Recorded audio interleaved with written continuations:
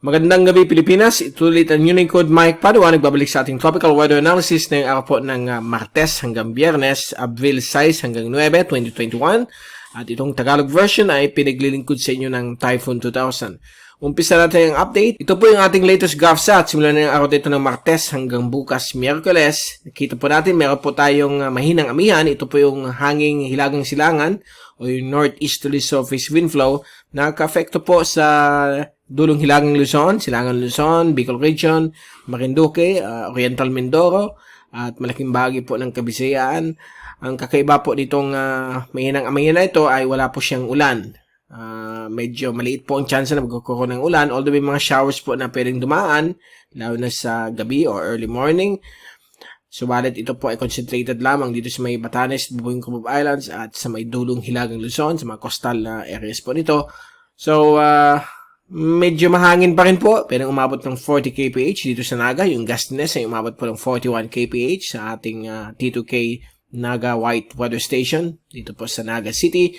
Yan po yung hangin mula sa hilagang silangan, at bagamat tuyong-tuyo po ang ating panahon dahil po pumasok na po tayo sa hot dry season o tag-init.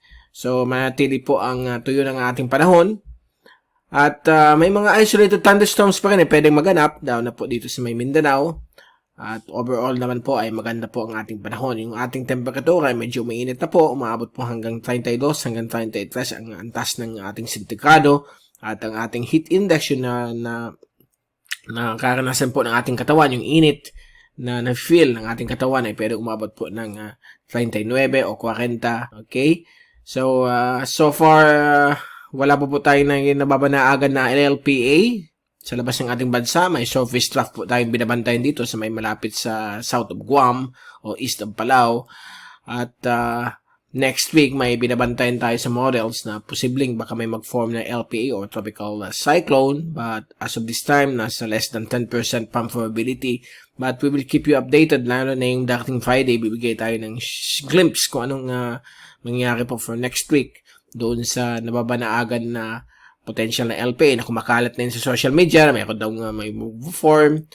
Pag ganitong buwan ng Abril, mayroon talaga po usually may nag-form na bagyo. Mga isa, minsan wala. May mga taon po na mayroon. So, na yung taon, baka magkaroon. So, babantayin po natin yun for next week. So, ang area po na pwedeng daanan niya dito sa bahagi na ito ng Philippine Sea at Western Pacific, in between the Philippines and Guam. But pwede pa pong magbago ang tracking niyan. So, pag lalabas na yung LPA, mas malinaw na po yung tracking niya kung saan siya pupunta. As of this time, medyo malaki ang disparity ng mga models. Ang iba dito malapit sa Visayas at Bicol. Ang iba naman dito lang sa may west of Guam, na malayong malayo. So, we will keep you updated on Friday kung anong magiging forecast for that system for next week. At so far, yan po ang ating latest sa ating GovSat. Kung titingnan natin yung fast animation, medyo clear talaga po ang Pilipinas. Halos wala pong mga pag-ulan na nagaganap, except po sa may Mindanao, may mga showers po. Nakikita po natin, mga isolated showers o thunderstorms, lalo na po dito sa may maliit areas po ng Mindanao, sa may Zamboanga Peninsula, sa may Central Mindanao. Dito naman po sa may area po ng Eastern Visayas, sa may Leyte area at Samar, meron din po nag-form ng mga thunderstorms. At yun po, kita po natin sa may area po ng Western Bukidnon at Lanao area, meron po nag-form ng mga localized thunderstorms. At continue natin yung ating rainfall accumulation forecast for the next 3 days hanggang Biyernes ay halos tuyo po ang ating bansa. May mga possible isolated showers sa may eastern sections ng Northern Quezon, Oriental Mindoro, dito rin po sa may southwestern Mindanao.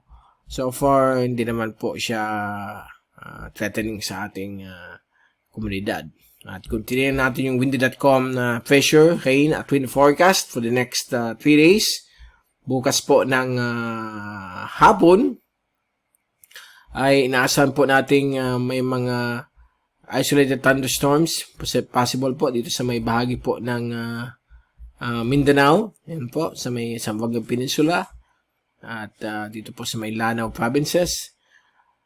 May mga isolated showers rin, pwede maganap rin sa may ibang parte po ng Kabisayan, Palawan, Eastern Luzon, Bicol po, tuyong-tuyo po. Yung darating na Miyerkules. Sa Huwebes, same weather conditions pa rin, although yung hangin po ay natili po halos sa northeasterly, although humihina na po siya. May mga inaasahan pa rin tayong mga showers o thunderstorms sa malaking bagay po ng Mindanao. Mga maliliit na chances naman po sa may Visayas, Palawan at Western Luzon.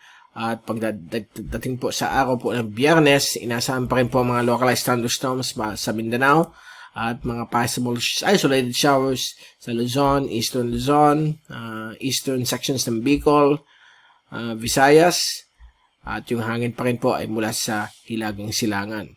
So yan muna po ang ating latest for the next 3 days hanggang Friday at babalik ulit tayo ng darating na Biyernes upang ibigay sa inyo ang latest sa ating panahon. Particularly yung potential na LPA or tropical cyclone for next week. So, magbibigay tayong update na yung darating pong Biyernes. Okay, so yan po. Mula sa Typhoon 2000, si Mike Padre nagpapaalam. Mag-iingat po tayo lahat. Be #weatherwiser. At maraming salamat po sa papunod nyo sa ating channel.